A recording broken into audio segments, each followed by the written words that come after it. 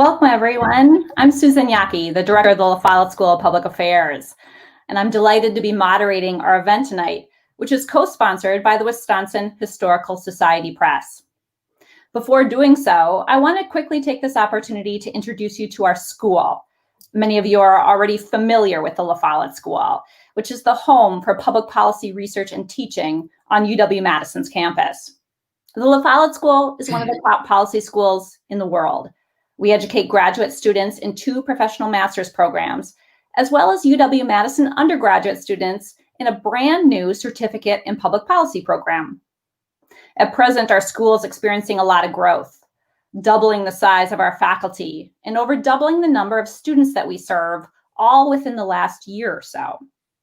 Part of this wonderful growth has been funded by a $10 million investment in our school by former Senator Herb Kohl, and we are so thankful for that amazing gift. One of the things that this gift enables is a greater dialogue around issues of public sector leadership and civility. And given this mandate, I'm delighted to be moderating our event tonight, which focuses on the legacy of former Wisconsin Governor Pat Lucey. We'll be doing so in a compelling format, calling on 2 former governors for their insights, as well as my former Follette School colleague, Professor Dennis Dresang, whose recent book on Governor Lucey instigated our event tonight. However, before doing so, let me turn the floor over to another former governor for some opening remarks, Governor Tommy Thompson. Governor Thompson's going to have about a 5-minute video for us.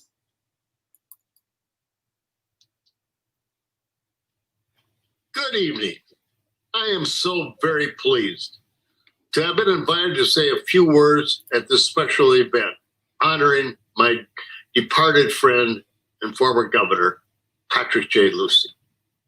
And I want to thank also the Follette School of Public Affairs and the Historical Society Press for providing this forum in order to talk about Governor Patrick J. Lucey, who was a dedicated public servant who loved Wisconsin. The reason we're here tonight is the new book, Patrick J. Lucey, A Lasting Legacy, by my friend Dennis Dresang. Dennis is a professor emeritus of public affairs and the political science and founding director of the Follette School of Public Affairs. He's also an author extraordinaire. Dennis, your book is a real gem. You provide a very compelling and insightful look at the legacy of one of Wisconsin's formative political leaders. And it is particularly fitting that tonight's discussion takes place now because this month marks the 50th anniversary of Governor Lucey being elected as Wisconsin's 38th governor. The book, which is a great read, details many of the lessons that I personally learned from Governor Lucey, including the importance of building a strong political party and the power of retail politics. As Dennis notes, Governor Lucey was known for bridging partisan divides, building those coalitions, and keeping politics civil. Isn't that a novel discussion item for tonight? Dennis also highlights Governor Lucey's greatest political attribute, his leadership. And perhaps the best testament to this leadership is the fact that the only thing Governor Lucey enjoyed more than politics was governing and getting things done. Now that's something I know a little bit about. I too like to get things done. And that was one of my passions as governor. And it's what's driving me now in my work as president of this great University of Wisconsin system. I want to make this university the very best that it can be and revitalize the Wisconsin idea. And I want it to serve all the people of this wonderful, great state we call home, Wisconsin. Many believe Governor Lucey's biggest legacy was creating the modern University of Wisconsin system. And prior to 1971, the University of Wisconsin consisted of the original land-grant university at Madison, UW-Milwaukee, UW-Green Bay, and UW-Parkside. The former Wisconsin state universities included 9 institutions and 4 freshman Southport branch campuses. And each group had its own board of regents. Now, Governor Lucey felt that that was inefficient as well as wasteful and called for a merger of the 2 groups. It was a long and it was a hard-fought fight. But in the end, Lucey was able to muster just enough support, and the state Senate finally approved the epic merger by a single solitary vote. Today, the UW system, with 13 four-year universities across 26 great campuses, is widely regarded as one of the finest systems of public higher education in this country, and I believe that sincerely. We owe a debt of gratitude to Governor Lucey for having both the vision and the fortitude to make it happen. Congratulations, Dennis, on this very fine portrait of a Wisconsin leader, my friend and yours, Governor Pat Lucey. I wish all of you a robust and thought-provoking discussion tonight. Pat could not be happier because nothing excited Pat more than a vigorous, good debate. And I usually was on the opposite side of Governor Lucey, but enjoyed him tremendously and respected his honor, his dedication, and his leadership. So tonight, let's have a fun time remembering our dearly departed friend, Governor Patrick J. Lucey. And good evening to all of you. And let's go out, buy the book, spread the cheer, and remember, politics can be fun, it can be civil, and it can get things done. Go Badgers. What a wonderful message from Governor Thompson. I'm so pleased to be introducing the rest of our panel tonight. Governor Thompson already mentioned my colleague, Professor Dennis Dresang. Dennis was the founding director of the Follette Institute of Public Affairs, which is our school's predecessor. He was a long-serving and much-beloved faculty member at the Follette School, as well as in our UW-Madison Department of Political Science. Welcome, Dennis. Thank you. Governor Jim Doyle was Wisconsin's 44th governor, serving from 2003 to 2011. Before his election as governor, he served for 12 years as Wisconsin's Attorney General. Welcome, Governor Doyle. Thank you, Susan. Governor Scott McCallum first served as Thompson's lieutenant governor, and then as Wisconsin's 43rd governor from 2001 to 2003. Both governors happily serve as adjunct associate professors for the Follette School. Thank you both for your service to UW-Madison. Thank you. I want to kick off our Q&A with a question for our author, and that's Professor Dresang. Professor, what inspired you to write this book about Governor Lucey at this point in time? Well, thank you, Susan, and thank you to La Follette and to the Wisconsin Historical Society Press for this opportunity to pay tribute to Governor Lucey and to pursue some of the issues that increase our understanding of Wisconsin's governors and Wisconsin generally. It's a real pleasure to be on this panel with Governor McCallum and Governor Doyle. Just a word that I should say about Governor Doyle. It's fitting that he's with us tonight because Pat Lucey's mentor and great friend was Governor Doyle's father. There was a critical time in Pat's life when he had to make a choice between being with his father in a family business or getting into politics. And Pat was very concerned about Joe McCarthy and the effect that Joe McCarthy was having on Wisconsin and the country. And I had discussions with Jim Doyle Sr. and found himself to a fantastic mentor, fantastic sponsor, obviously chose to go into politics, and the rest is history. There's always been an expectation that someone would write a book about Patrick J. Lucey, given his role in Wisconsin's history and the impact that he's had on Wisconsin's government and politics. David Adamany and Neil Shively began work on a biography of Pat Lucey. Neil Shively was a reporter with the with the Milwaukee Sentinel, now Milwaukee Journal-Sentinel.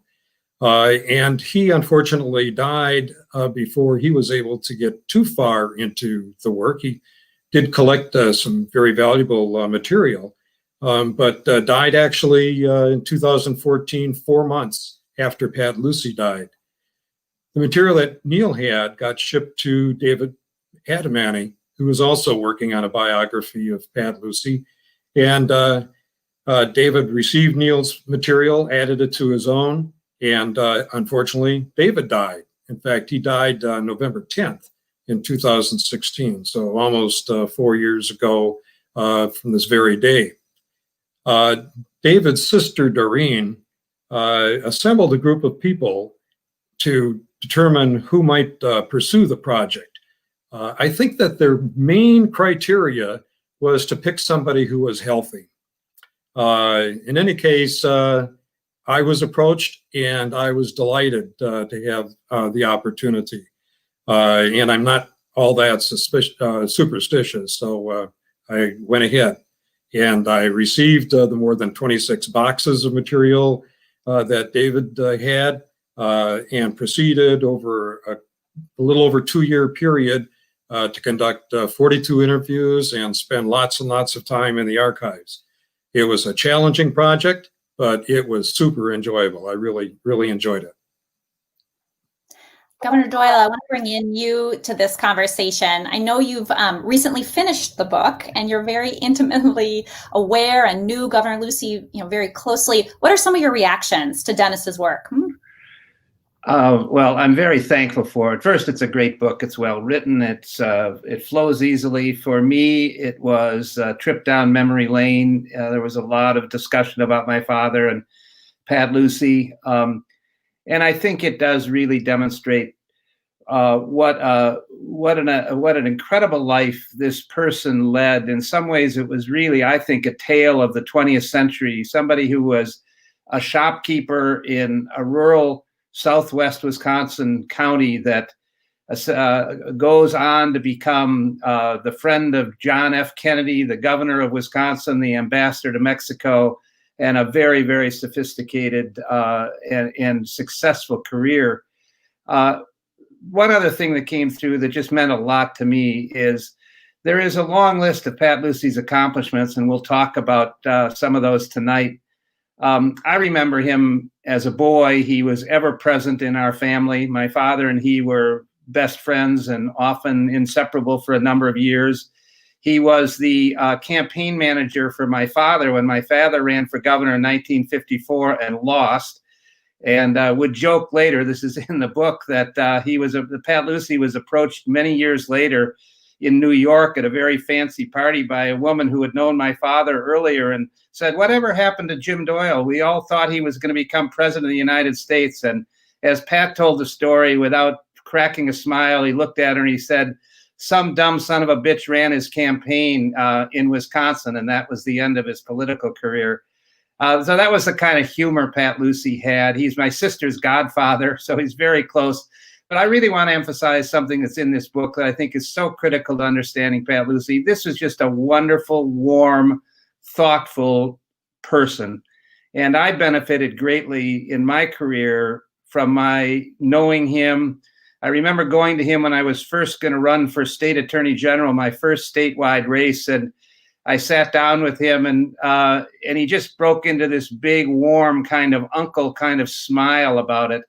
And that meant a lot. That's the kind of person he was. So he was very smart, very shrewd, incredible political mind, but above all, just a really wonderful human being. Governor McCallum, sitting on the other side of the political aisle, how did you view Governor Lucey? Yeah, and I have a little bit different perspective because I came in towards the end. I'm a bit younger than some of the others, so I was still in high school and then college and grad school as he was governor and moving up towards governor. But I did serve in the state Senate. the first, well, I believe he left about in April or May. And I was the youngest state senator. I was 26 years old at the time. So I've got to say, my perspective is a little bit different in that when you come in as a young person out of school, you're in awe of a governor. But I also have to say how well written this was by Professor Dresang.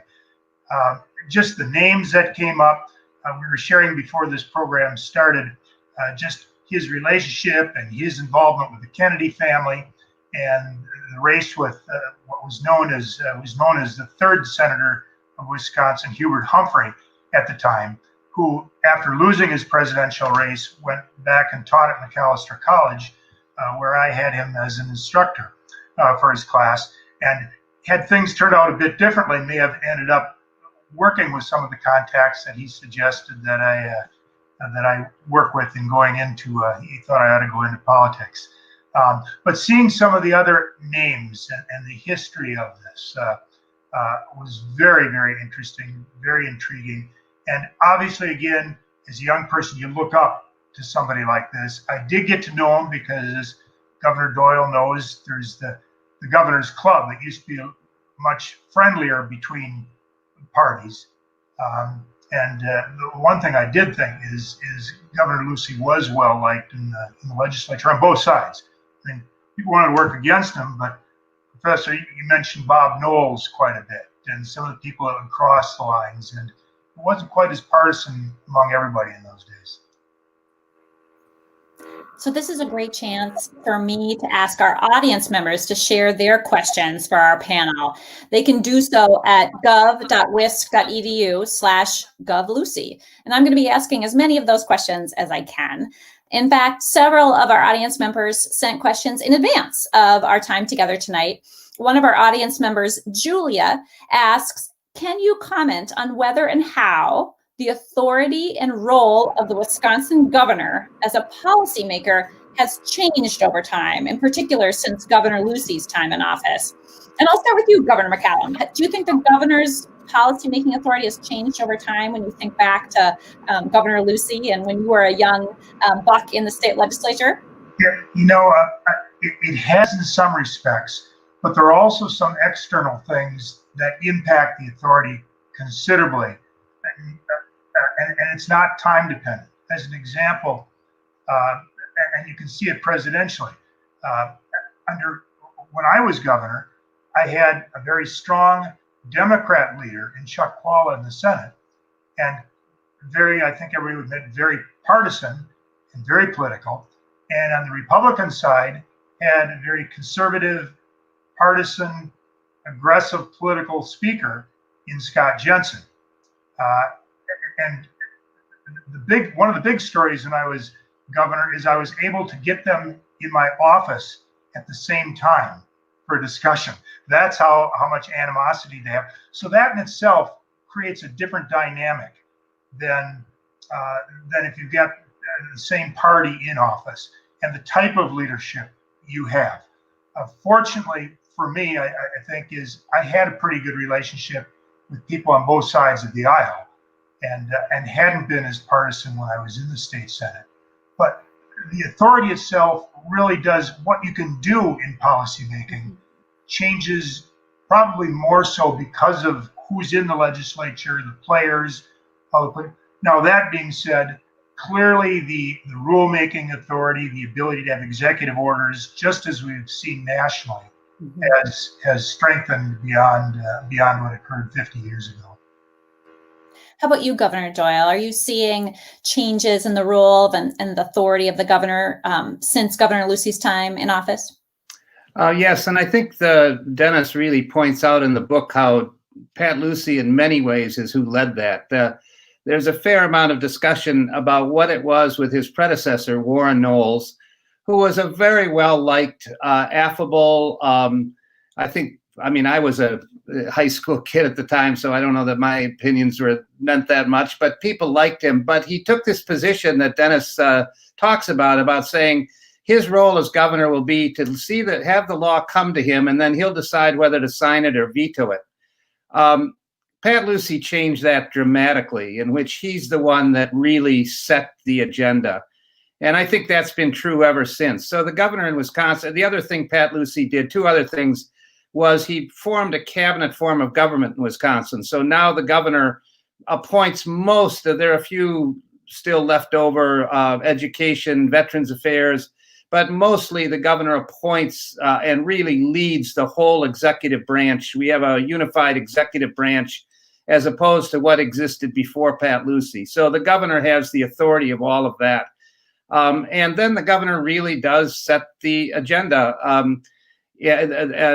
Governor Lucey used the veto power quite effectively and creatively. Governor Thompson and I occasionally argue on who got more creative with that veto power as it went on, but it became an extraordinary power of the Wisconsin governor to shape the policy. And while I was governor during my time of 8 years, 2 terms, and by the way, Pat Lucey was, I've always admired him because no Democrat had been elected to 2 consecutive terms. I was the first Democratic governor in 16 years, and no governor other than Pat Lucey had been elected to 2 consecutive 4-year terms. But during that time, he had really taken charge. And so I think during my time, we certainly had our battles with the legislature all the time on a lot of things, a lot of vetoes, but we also got a lot done. I will say in relation to what Governor McCallum just said, I saw an article maybe 9 or 10 months ago, an AP article in Wisconsin that talked about how today, in his first session of the legislature at that point, I think it expanded a little, Governor Evers had signed 19 bills into law. So they went back to my last, one of my terms, I think it was my first term, where I had a completely Republican legislature, both houses very, very strongly Republican, just enough to hang on to my veto. But during that time, I signed 422 bills into law. And that didn't seem that unusual. I know Scott had the same experience of signing a lot of laws that were passed by a legislature, in his case of mixed both houses of different parties. So this idea now that you just don't do anything is very different. I mean, and without getting too political here, can you imagine with COVID since March that the legislature hasn't even come in and met, and the governor and the legislature don't talk? So I had huge battles with my legislative leaders, but there was never a time that we didn't talk. There was never a time that anytime they wanted to come into my office, they came in. And if they wanted to yell at me, they'd yell at me. But there was never a time ever that we weren't talking to each other. So things are different. But Pat Lucey is the one who consolidated the powers of the executive branch in a way that has made the governor of Wisconsin a very powerful figure in setting the agenda. Dennis, you and I are both political scientists, and I think we can both agree that agenda setting is pretty important to the political system. Can you say a little bit more about Governor Lucey's role in agenda setting, as well as relationships, which both the other governors brought up? Sure. Yes, indeed. Agenda setting is a key, some would say the key role of the governor. And Pat Lucey actually had, I was surprised to learn this, he had a sheet of paper with about 24 different items on it. That was his agenda. And he carried that around. He put it in a desk drawer in the governor's office. So he was very focused on an agenda to get policy changes and to reform state government. And it's important to put this in a perspective. He had a great opportunity to do it because he was the first governor in the state of Wisconsin to serve a 4-year term. Before that, the terms were 2 years. And that makes an enormous amount of difference, both in terms of having 4 years to get something done, to focus on your agenda, as well as its implications for the budget. A lot of policy gets enacted in the budget. The Wisconsin state budget is different from the federal budget process. Federal government authorizes something and then separately they appropriate money for it. Our budget process is to authorize and appropriate in the same bill, the budget bill. And Pat Lucey knew that. He got that started, used the budget process. very skillfully and really relied on it a lot. And importantly, he was the first governor to have what we now refer to as a budget review bill, which is, our budgets are for 2 years at a time. And to sort of forecast expenditures and revenue for a 4-year period is quite a challenge. And so the idea of having a review bill kind of halfway through helps to make adjustments just from the financial standpoint, but also from the policy standpoint. So use those very nicely. And as Governor Doyle pointed out, one of the major reforms that Pat Lucey really got going was what we refer to as a cabinet form of government. That term is used differently in the United States than it is in Europe or in parliamentary systems. It simply means that your heads of the various departments serve at the pleasure of the governor. So you've got much more accountability, and it gives the executive much more coherence and much more control. So the questions are starting to come in from our audience, and I encourage even more. So if you're out there, please do ask questions. Here's a question from one of our audience members, Steve, which just was submitted. When Governor Lucey first took office, he created several then far-reaching task force, including one on regulation of cable TV and one on regulation of hospitals. Looking back, how do you view and rate Governor Lucey's role and contributions as a progressive visionary? I'm going to start with Governor Doyle. Was Governor Lucey a progressive visionary? It's a term that I don't think many people who knew Pat Lucey well would ever use about him. Because he wasn't doctrinaire. He wasn't visionary in having fancy labels on programs. He was a very practical politician. I personally think he was very visionary, that he had a pretty clear map. I didn't know about the list of 24 agenda items. Good idea. I should have thought of it. But they were understanding that the country was changing. The book really describes how his coming into the governor's office was kind of out of a period of a lot of social upheaval in the United States. And he was a pretty kind of old school politician. He looked like an old school politician. And yet he did have a real sense of where the future was going. He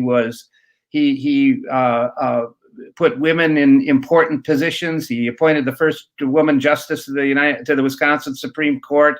He understood how the world was changing, and he went with it. So, again, I don't think Dennis might disagree with this because he did a lot of the research. I think most people, the kind of reputation was that he was a doer, a sort of a non-doctrinaire. What's the problem? Let's figure out the problem and take care of it. And I think that was largely true, but he did definitely have a longer view vision of what he was trying to accomplish. Dennis? Pat did accomplish a lot. There's no question about that. In fact, just as I was writing the book, I was starting to write a chapter or two on all of the bills, all the policies that got adopted.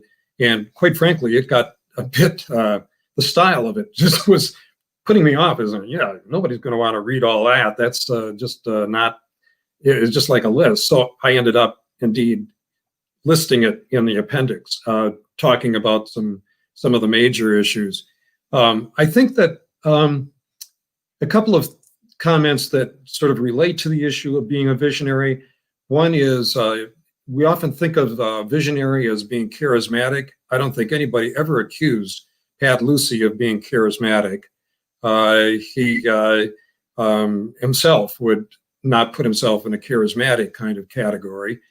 He was much more like Susan Yackee and Dennis Dresang. He had the style of a professor in a good way, right? Right.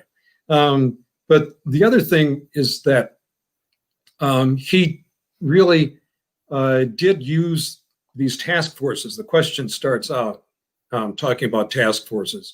And that was a major instrument of his administration, was to use task forces and really base policies on their expertise, on their visions.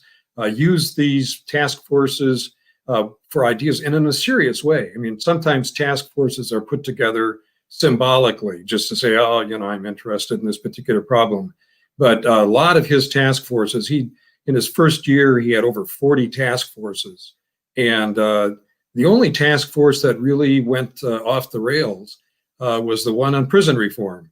And at the time, Wisconsin actually had substantially more prison beds than we had prisoners. And so it kind of prompted the task force to think, well, let's just close all our prisons and have all of the people convicted of crimes taken care of in a community. Pat didn't go along with that. He did focus on community issues for health and for dealing with people in corrections, but he didn't close prisons.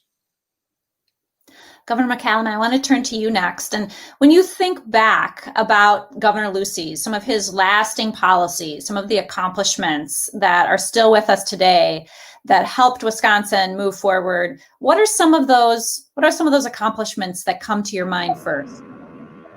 Well, the first thing has already been talked about is the university merger as a step.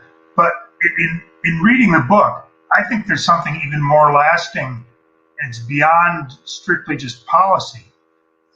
What he did in Wisconsin was create a two-party system, and he did it with shoe leather, with building a grassroots organization, and changed the way campaigning was done in Wisconsin. So I think if you're looking at long-lasting change, having a two-party system was one of the most dramatic things that could be done in the big picture. Dennis, can you add in, do you see the two-party system as one of Governor Lucey's lasting legacies here in Wisconsin? Oh, I sure do. At the time that Pat got involved in politics, the Progressive Party, capital P, had disbanded. The issue for progressives in the Republican Party, or in the then Progressive Party, was, do we go back to the Republican Party, which is what happened when Bob LaFollette got started. And all of the activity was really within the Republican Party. And the issue was within the Republican Party and primaries and the like, was it going to be the stalwarts or the progressives who won? The other political activity that was going on, of course, was in Milwaukee with the socialists. And what Pat did is he took what was then called the Wisconsin Democratic Party, which was a party was very conservative. It was against Roosevelt. It was against the New Deal. And he and Jim Doyle Sr. and a number of other people formed what was called the Democratic Organizing Committee, because they had to get, their choices was either take over the current Democratic Party, which was cumbersome and had all sorts of problems with it, or in a sense create a different party. So instead of it being the Wisconsin Democratic Party, it's now the Democratic Party of Wisconsin. Sorry, just the reverse. So it was the idea of having the two-party system was really bringing together the progressives who didn't feel comfortable in the Republican Party, the Socialist Party, which was going downhill because of a number of reasons that we could get into, but they were having problems, and Democrats who believed in Roosevelt and the New Deal. And that was the core of the party that Pat Lucey, Jim Doyle, Ruth Doyle, a whole lot of Gaylord Nelson, a number of other names that we're all familiar with, they all got together and formed the Democratic Party of Wisconsin. And the first breakthrough that they had was when Joe McCarthy died, and there was a special election. And actually, Pat Lucey was the campaign manager for William Proxmire when he very surprisingly won that special election, and then won election for a full term, and Gaylord Nelson became governor. And it really energized people who were thinking of themselves as Democrats, because now it made it worthwhile to go after the Democratic nomination. And it made it worthwhile to get involved in in the party and its politics. So those are some pretty big accomplishments. If you think back to Governor Thompson's message about the creation of the UW system, and Governor McCallum's mention of the creation of this new party system in Wisconsin. Governor Doyle, if I had to push you beyond these two critical legacy items, what would you say is another one of Governor Lucey's legacies here in Wisconsin? I'll come to it, but I can't let the last two go by without a little comment. Obviously, the Democratic Party, it sort of gets back to the visionary part of it. My father was drafted the first Constitution, called the first meeting, was the first chair of the newly created Democratic Party. And this young man from Crawford County showed up at a meeting at the old Central High School who didn't know any of these people and introduced himself. And that's how my father and he first met. And my father, and to his dying day, said the best decision he ever made was then to hire Pat Lucey as the organizer of that effort, because a lot of people had very good ideas on how to have a party. Pat Lucey is the one that really went out and executed and built the party. And on the university system, I think I ought to just say on the last thing, we have seen that tested a few years ago when the former Chancellor of Madison set out to disband the system with the support of Governor Walker at the time. And there was not a single vote in the legislature, not one vote in support of nobody, not a legislator anywhere stood up in support of that proposal, to show you how important and lasting that decision was to have the unified university system. And there are quite a number, but I will mention one in particular. Equalized, this sounds really wonky, but it's critical, but equalized funding for schools. Before Pat Lucey's time, we had a very minimal little way of equalizing the funding that poor districts and richer districts had for schools. And Pat Lucey put into place the formula that we largely work with today. It has been tweaked 10,000 times, as Governor McCallum knows, every time the budget comes up, how that basic equalization formula is changed. And it means, but it basically has held up over all these years in a way that property-rich districts contribute to the educational needs of poverty-poor districts. And that was a change that has vastly improved the public school system in the state of Wisconsin, helped rural districts, helped poor city districts. So, I mean, we could go on quite a number of his, but I would say if you look at the whole state of Wisconsin today, that equalization formula has been the fundamental basis on which our public education system has been built for all these years. Well, that's a great La Follette School answer. The wonkier and policier, the better. We love it. Dennis, I want to turn it back to you. Kevin, one of our audience members, Kevin, asks you to describe Governor Lucey's leadership style. How would you describe Governor Lucey's leadership style? Well, there are a couple of different traits that I think are really, really fundamental. One is that he listened. He actually did a lot more listening when he was campaigning than giving speeches and the like. When that was his style. He surrounded himself by young, bright people, the kind of people that we know, Susan, at the La Follette School of Public Affairs. And indeed, there were a lot of students that worked. This was before La Follette had been established, but a lot of those students would find a home in Pat Lucey's office and in his cabinet. The press corps referred to these people as the Kitty Corps, bright, energetic, and Pat Lucey was not just giving them something that they could put on their resume. He was bringing them in so that they could debate, they could do research, they could do analysis, and come to him with ideas that were well thought out. He was not somebody who led from his gut. It was much more leading from his mind. And so that was a major part of his leadership style. The other part that I would highlight is that he was very civil. He was very competitive. You have to be if you're going to be successful in politics, as in a number of other fields. So he was very competitive, but it wasn't a blood sport. it wasn't a kind of situation where you would poke fun of other people or make nicknames or insult them. Not at all. You'd have your debates and then you'd have a beer. That was very common at this time. He, in his civility, would use humor to kind of tone everybody down. There are a lot of stories I could tell. Just a real quick one.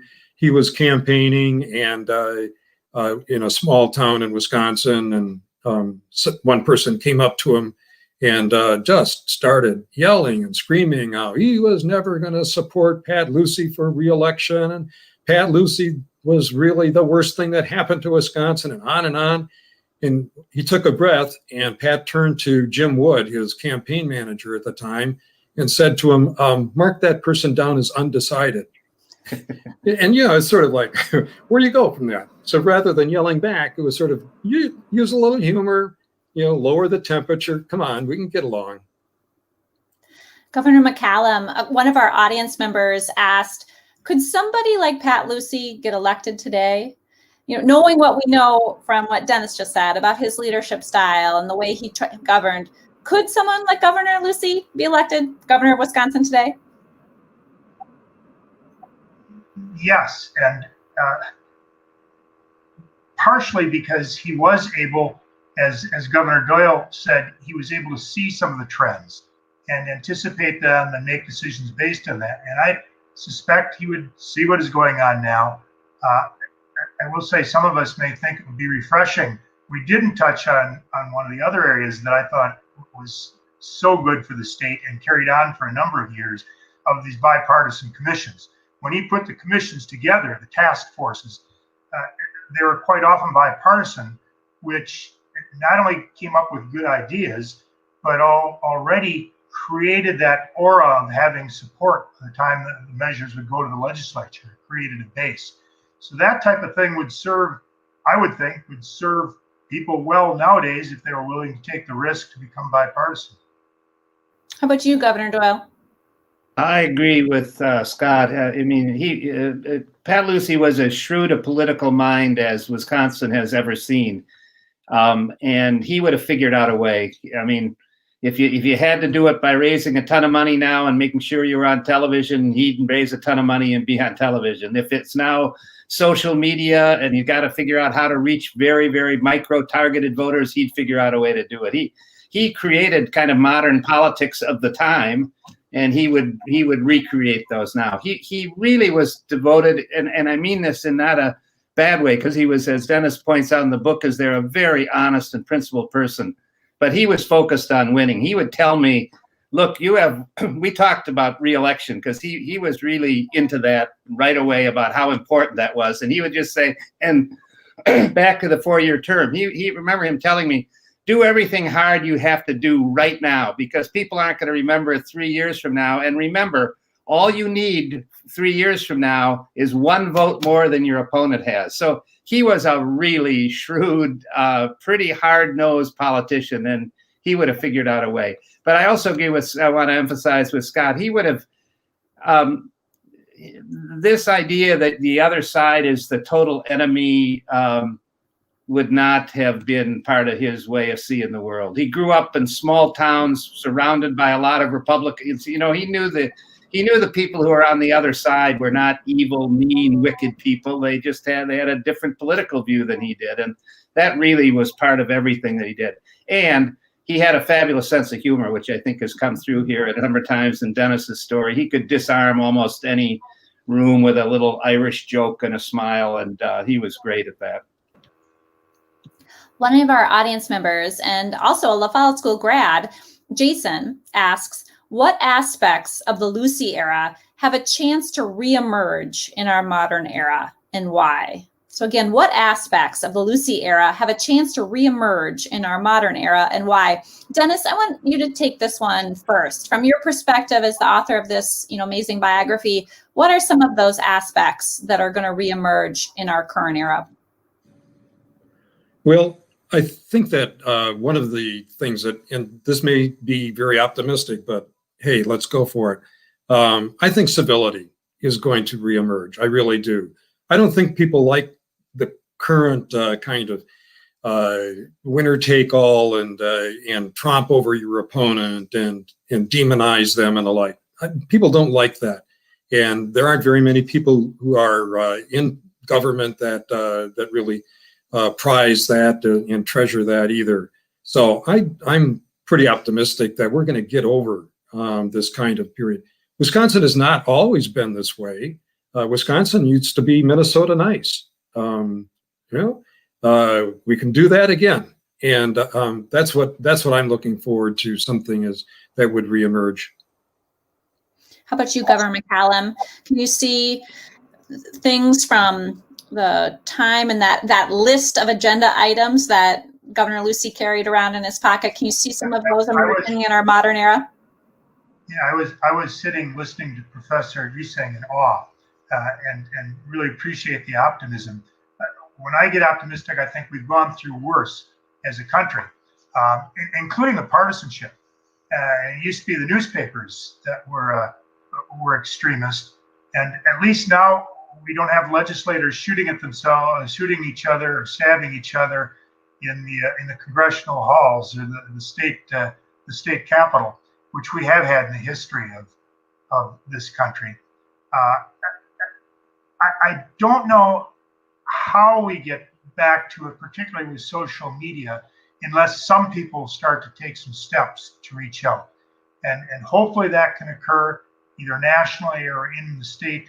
I thought we had a chance at the start of this administration in the state, and apparently the timing just wasn't right.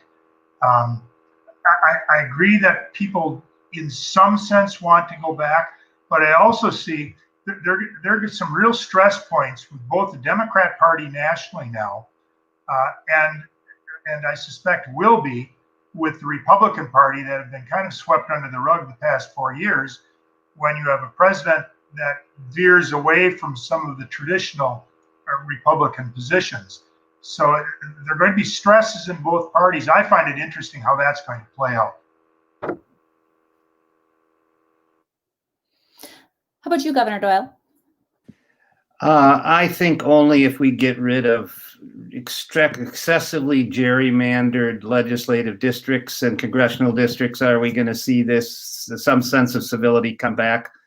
As it is now, and we know this, it is so lopsided. I mean, just to take Wisconsin, when you get more votes for Democrats in the assembly than Republicans, then they end up with 36 out of whatever it is, 35 out of 99 seats. But those districts drive people, one-party districts drive people to the extremes. People don't have to attack to the middle. When you run statewide, and Scott certainly knows this as I do, you have to tack to the middle, because you can't gerrymander a state, and the population is generally more moderate than either of the parties. But this legislative world right now again, I don't want to get political, necessarily point fingers, but how you can have COVID upon us and have the leaders in the legislature not talking to the governor of a state, it really shows how, and those legislative leaders are answering to caucuses that have fewer and fewer moderates.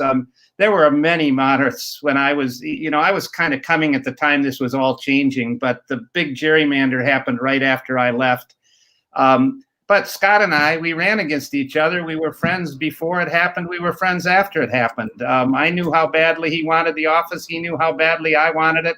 That was the way the world was. And I think we both knew you had to run in the middle to be elected. But on these legislative, I just think without a real reform on the redistricting, we're going to continue to see this kind of real extreme. So now the Democrats, whatever you think of her, AOC, is held up, and she comes from a district that's 98% Democratic, and then we have Stephen King down in Iowa running around, and he comes from a district that's 98% Republican, and so that's who each side grabs onto, and the moderates just haven't really been able to prevail. And God help legislative leaders who try. I mean, we've watched a number of Republican speakers. I think each of the last two speakers of the House of Representatives were trying to be somewhat of a moderating and unifying force, and the internal politics of those caucuses, both caucuses now get so intense, it's just very hard for them to do anything about it. Dennis, we've actually had a couple questions about the role of Pat Lucey and as he was governor working with the legislature in Wisconsin. What are some of the lessons? What was that relationship like? And can we bring any of that into modernity? I do think it's important to acknowledge that he was dealing with a legislature that did have a number of moderate people, people who you could have said, gee, that Democrat really ought to be over with the Republicans and vice versa. And that led to a lot of opportunity for coalition building, and that certainly happened. It also led to a situation where tempers typically stayed down and stayed below a certain level so that you could get things done. Pat Lucey came into office with Democrats in the Assembly. Democrats were the majority in the Assembly, and Republicans were the majority in the Senate.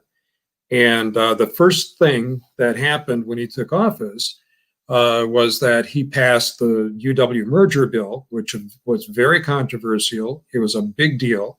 And the tax equalization formula that Governor Doyle talked about. Two huge fundamental kinds of changes. And they were ones that there were some people, particularly Republicans in the Senate. I think of Milo Knudsen, for example, who made it quite clear that he didn't think that the Republicans in the Senate really ought to cooperate at all with Lucey, merely because Lucey shouldn't win. Forget about the substance of the policies. And there were Republicans, like on UW merger, that they had been in favor of it for years. In fact, Ray Heinzen, who was from the Marshfield area, had authored a bill to have UW merger. So what Pat Lucey did is he kind of broke through that. He, in fact, did something that is very rare. I think both Governor Doyle and Governor McCallum would agree. That is, instead of having a Democrat or having the governor identified as the author of the bill, I mean, we, in retrospect, credit Governor Lucey.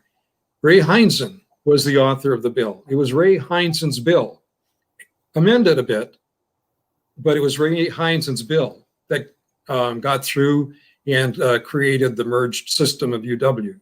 So those are examples of where, in a very meaningful way, not just a speech as he's inaugurated saying, I'm going to work across the aisle, but really sitting down with people and talking and problem solving.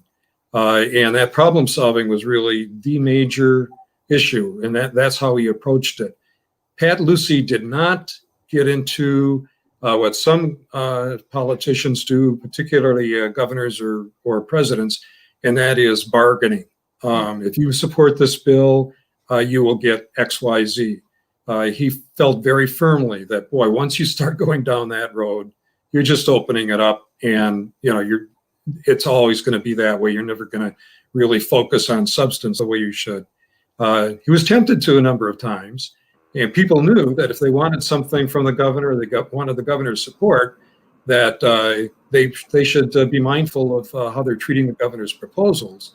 But there was never a quid pro quo kind of arrangement that was made.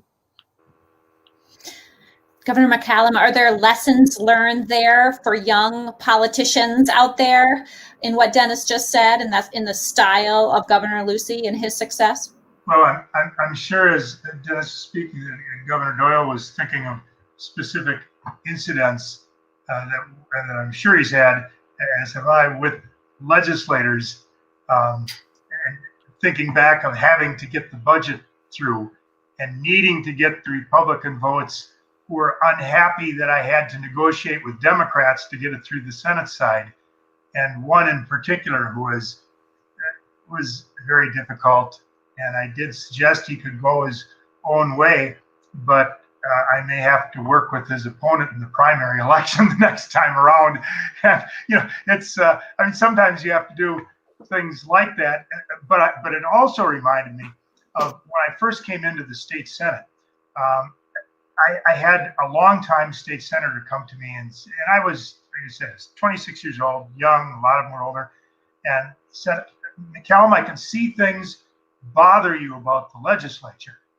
And it was really good advice. He said, don't think of them as bad people when they wheel and deal. That's just what politics, they view this as a political game in doing that. And yes, sometimes people vote for something somebody did 10 years earlier. It's just how they view the game. And I will say that stuck with me because it was Ernie Kepler out of Sheboygan, because it really helped me view that people weren't bad or good on it. It was just a different game for different people. How about you, Governor? I agree with everything Scott just said. I guess I probably wasn't quite as pure as Pat Lucey claims he was, and it's sort of hard to believe that you can be that pure. Wisconsin law is a pretty good guide, which you are not to log roll. You aren't to make a deal on one bill over another bill. But in the budget, where everything is in one bill, you've got to be open. You've got to be sophisticated enough not to call it a quid pro quo. But you've got to be open to make sure that somebody whose vote you need is going to get the highway interchange, or else your school, the big boost you're trying to get in school aids won't happen. And there are different kinds of legislators, obviously, some that are very classy and know how to play it. I think, as Dennis alluded, I mean, the classy ones know that you don't make a deal. You just do something good for the governor, and then you can expect that next time you come and ask for something, you'll have a more favorable response. And there were some, I mean, on several occasions, not too many, but some, I just had to tell the person to get out of my office. I mean, I'm thinking if the FBI is listening to this, they don't want them hearing you, actually come in and say, I want this in exchange for that. And you just had to say to them, I don't do that. See you. So I think Pat Lucey is probably made the statement that he doesn't do it. And I would guess he meant he didn't trade one thing for another. But I can't believe he got budgets passed without making some deals in the budget about what people needed. Well, we're getting close to our last question, but I did want to share one fun fact about the Follette School, and that is that we actually have a student scholarship established in honor of former Governor Pat Lucey. It was first established by the Wisconsin company Kikkoman, and it supports a Follette student going on in now and in the future. It's really a wonderful, wonderful investment in our school. There's also an amazing student scholarship in support of Dennis Dresang, and really funded by all the amazing students over the years that have benefited from his training. So those gifts live on and on. Our last question. If Governor Lucey were alive today, what would he be most proud of when he looks at Wisconsin politics and policy? So if Governor Lucey was alive today, what would he be most proud of? Why don't we start with you, Governor Doyle? I think it would be the people who he brought into government, the young Turks, as Dennis called them, who have gone on to having really remarkable careers. One of the things Governor Lucey did, and I think was really the model for, was making sure a lot of young people came in, did very important things, and went on. And I know it was those people that he would be proudest of. He'd be proud of a lot of the other accomplishments that happened. Clearly, the formation of the Democratic Party would be at the very top of the list, what he did for schools and others. But I really think it was the people that he brought into government and watching their careers. We had a wonderful dinner for him at the governor's residence when I was governor, and brought his whole team back. And they came from all over the country, and the love and devotion and commitment they had to him was so evident, and his pride in them was so evident. So I think that's what he would be proudest of. How about you, Governor McCallum? Well, I'm not going to disagree with that. In fact, I'm going to double down on what Governor Doyle said, because the first thing that did come to my mind is I just suspect he would have been very proud of particularly several of the governors to follow him in the same party. I mean, Governor Doyle, who we knew for many, many years, young, Tony Earl, who Pat Lucey had great respect for. I believe in your book, Dennis, he mentioned that Tony Earl ought to be president someday. I think he'd also be very proud of what he had done in the presidential politics and the national politics, in working with the party, with the Kennedy family, and the influence that he was able. I mean, look, I'm out of, Follette, which is a big city compared to where he's from, but when you're a small town, to have an impact in a big city and these big areas, and in his case, nationally and internationally, is really quite a feat. And he did it in just such a classy way. I mean, even as ambassador, going out and meeting and feeling so strongly about it. There aren't a lot of people who would feel so strongly about things that they give up their position and not back the president, as Pat Lucey did on what he felt was happening under Carter. It's fitting that our author is going to have the last word tonight. So, Professor Dresang, what would Governor Lucey be most proud of when he looks at Wisconsin politics and policy today?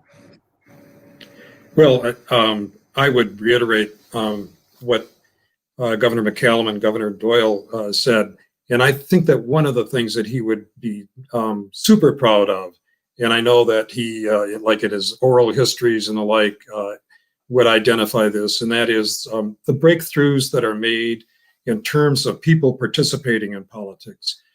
He was governor at a time when we didn't have women in senior positions. And as Governor Doyle pointed out, he appointed Shirley Abramson to the state Supreme Court, the first woman to hold that position.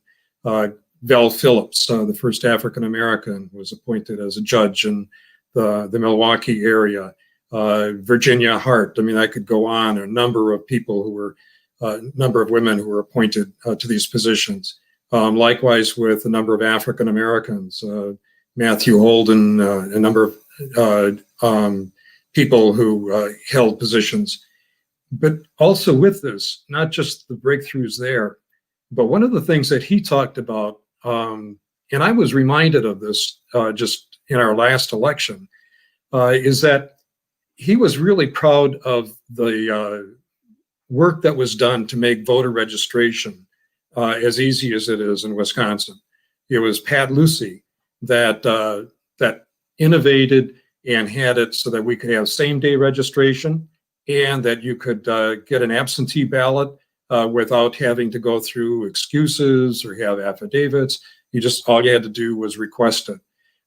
And he really was very pleased to have that level of popular participation. And we saw that in the last election and used very, very extensively. Well, our time tonight is done, and I want to take this opportunity on behalf of all of the folks listening.